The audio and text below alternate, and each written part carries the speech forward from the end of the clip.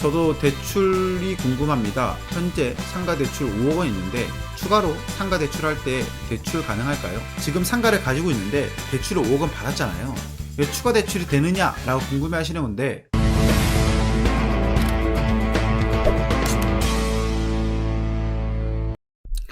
코로나 때문에 요즘 엄청 힘들잖아요. 어떻게 지내세요 다들? 이 코로나 진짜 문제예요, 그죠? 좀 끝날 줄 알았는데 체육시설 전부 다 지금 휴원해야 되잖아요, 보면은. 진짜 그게 진짜 힘든 것 같아요. 라방 주제요? 딱히 없어요. 저희 그냥 토요일날 저녁에 그냥 부동산 얘기하고 여러분들 질문 받고 그런 거지, 무슨 주제가 있다 그러진 않아요. 제가 특강하는 것도 아니고. 제가 그 유튜브 영상을 올려드릴 때에는 제가 하고 싶은 말 하잖아요. 라이브 방송 같은 경우에는 여러분들이 평소에 궁금하셨던 것을 제가 알려드리면 좋겠다라는 생각을 가지고 하는 거예요. 저 혼자 계속 떨떠면은 뭐가 재미가 있겠어요. 알람 안 왔으면 또 알람 안 온 대로 우리끼리 하죠. 우리끼리. 다 찬스요. 경매 유튜브 중에 족장TV가 이해가 제일 빠름. 제가 잘 몰라서 그러나 봐요. 저도 잘 모르다 보니까 아는 만큼만 이렇게 해드리나 봐요. 이렇게. 지금 집값 막 떨어지고 있는데 요즘 집값이 떨어지나요? 그냥 주춤 아니에요? 주춤? 떨어지는 것 같진 않은데 보면은 보합세? 그대로 딱 이렇게 있는 것 같아요. 보면은 영등포 이런 데는 장난 아닌 것 같아요. 낙찰 못 받으셨어요? 부리니님? 낙찰 받는 게 중요한 게 아니고 잘 받아야 되는데. 식당은 괜찮으세요? 식당 괜찮지 않습니다. 자영업자 하시는 분들은 진짜 많이 힘들 것 같아요. 저도 지금 자영업을 하고 있잖아요. 근데 이 식당이 매출이 어느 정도 떨어지냐면요, 예를 들어서 한 150만 원 판다 그러면 지금 한 30만 원, 40만 원밖에 못 팔아요. 진짜 이게 상상하지도 못할 정도로 쭉 떨어지는데. 부산에 사는 차이초년생입니다. 오피스텔이나 원룸에 살고 싶은데 대출받아서 매매해도 괜찮을까요? 알려주세요. 원룸이나 오피스텔을 매매해서 들어가실 필요 없습니다. 절대로 하지 마십시오. 그냥 월세로 사시든지 전세로 사시면 됩니다. 하지 말라고 왜 얘기 드릴까요? 제가 생각해 보셔야 돼요. 우리가 어떠한 물건을 팔던 간에 살 수 있는 사람들이 많아야 돼요. 그런데 원룸과 오피스텔 같은 경우에는 사회초년생이 아닌 이상 그 누구도 사줄 사람이 없는 거예요. 제가 매일 얘기 드립니다. 부동산은 현금화를 시킬 수 있어야 돼요. 현금화를 시킬 수 없다? 그렇다면은 부동산이 아닌 거예요. 평생 가지고 가야 되는 거죠. 그러니까는 가족이 살 수 없는 작은 평수는 매입을 하지 않는 것이 정답이라고 생각합니다. 하지만 난 정말 매입을 하고 싶어 하면은 정말 저렴하게 매입을 하셔야 되는 거예요. 화나신 거죠? 왜 화내요? 제가 화 안 내요. 아파텔을 왜 하고 싶어 하시지? 요즘에 아파텔 인기가 좋아지긴 했더라고요. 근데 저는 안 해요. 하시는 분들이 많은 것 같은데 저는 안 합니다. 아파텔을 별로 좋아하진 않아요. 투룸, 빌라, 매매 어떤가요? 똑같은 거죠. 내가 나중에 커서 빌라 사겠어 한 사람보다 아파트 사는 사람이 많잖아요. 그러니까 별로 좋지 않아요. 그런 거 같은 경우에는 경매를 해서 정말 저렴한 것을 매입을 한다 그러면은 문제 없죠. 하지만 지금 일반 매매로 그냥 사신다라는 거잖아요. 그러면 좀 문제가 있죠. 그리고 어설픈 매입은 좋은 게 아닙니다. 처음 공부 시작할 때 어떻게 시작하는 것이 좋을까요? 많이들 물어보세요. 처음 공부를 시작하는데 어떻게 하면 좋겠냐? 처음 할 때는 일단 책을 보겠죠. 책을 보고 나서 행복재테크라는 카페에 가셔서 공부를 하시면은 제일 좋아요. 우리들의 경험담이 많이 있거든요. 그 우리들의 경험담을 많이 보시면서 내공을 쌓아가시는 게 제일 좋습니다. 시간이 되시면은 수업을 듣는 것도 좋습니다. 5억 급매 사신 세팅? 전세 보증보험 말씀하시는 거죠? 여러분들이 굉장히 궁금해하시는 전세 보증보험. 제가 실제 아파트 산 것 가지고 말씀드릴게요. 제가 영상 남긴 거 있죠? 이거 있죠? 이 물건 5천만원 선물하기. 이 물건 세팅을 말씀드릴게요. 제가 복습입니다. 복습. 제가 이 2단지 아파트를 5억 원에 매입을 했습니다. 5억 원에 매입가 5억. 전세 시세가 3억 8천만 원이에요. 원래 전세 시세는 약 한 4억 원, 저당이 없을 시 약 4억 원. 이런 물건이 있었던 거예요. 이런 물건. 내가 5억 원에 사서 대출이 없을 시에는 이 물건의 시세는 4억 원이다. 이해가시죠? 대출이 없을 때 4억 원이잖아요. 그래서 저는 얘기를 한 거죠. 부동산에 가서 내가 앞에 대출을 좀 받을 테니 세입자를 맞추어 달라. 대출이 있는 대신 3.8억 정도의 전세 세팅을 하고 싶다. 이렇게 얘기를 한 거예요. 이해하세요? 이거는? 그렇다면은 매매가 5억 원, 선순위 대출 1억 원 플러스 전세 3.8억 4.8억. 총 매입 가격은 5억 마이너스 4.8억 2천만원. 총 투입 금액은 2천만원 플러스 취등록세 플러스 수수료 부동산. 깔끔하죠? 이거 같은 경우에 하나 전제 조건이 들어가죠. 세입자는 보증보험을 가입하셔야 합니다. 보증보험을 가입하기 위해서는 KB 시세를 넘으면 안 됩니다.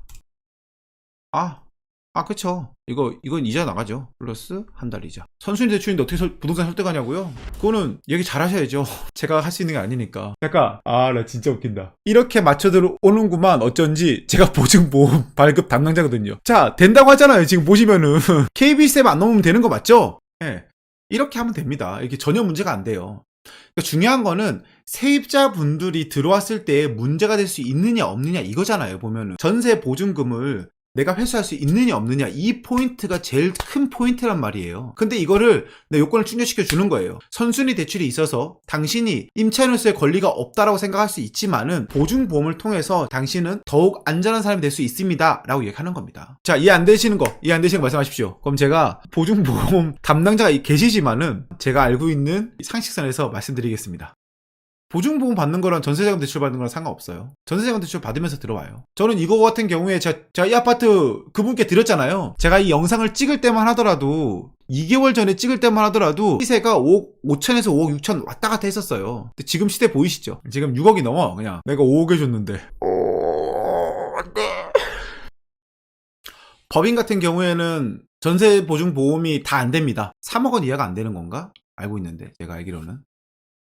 수도권은 7억, 그게 5억. 법인도 똑같구나. 전 법인 세팅 안 해봐서 잘 몰라요. 진짜. KB세는 보시면 돼요, 이렇게. KB세 들어가셔서 평균가가 있잖아요. 이 기준을 보시면 됩니다. 1층 같은 경우에는 하위 평균가고요. 그 위로부터는 이 일반 매매 평균가로 보시면 돼요. 이 금액 안에서만 보증보험이 세팅되면 됩니다. 무슨 말 아시겠죠? 상승장에만 세팅 가능하다? 물론 하락장에서는 힘들겠죠. 재테크라는 걸 보면요, 여러분들 돈을 벌기 위해서 하는 게 맞아요. 하지만은 돈을 벌기 위해서 베팅하는 만큼 그만큼 위험적인 부분도 굉장히 많은 거라 생각하거든요. 그렇기 때문에 상승장, 하락장 만약에 그게 걱정된다 그러면은 부동산 경매만 하시면 됩니다.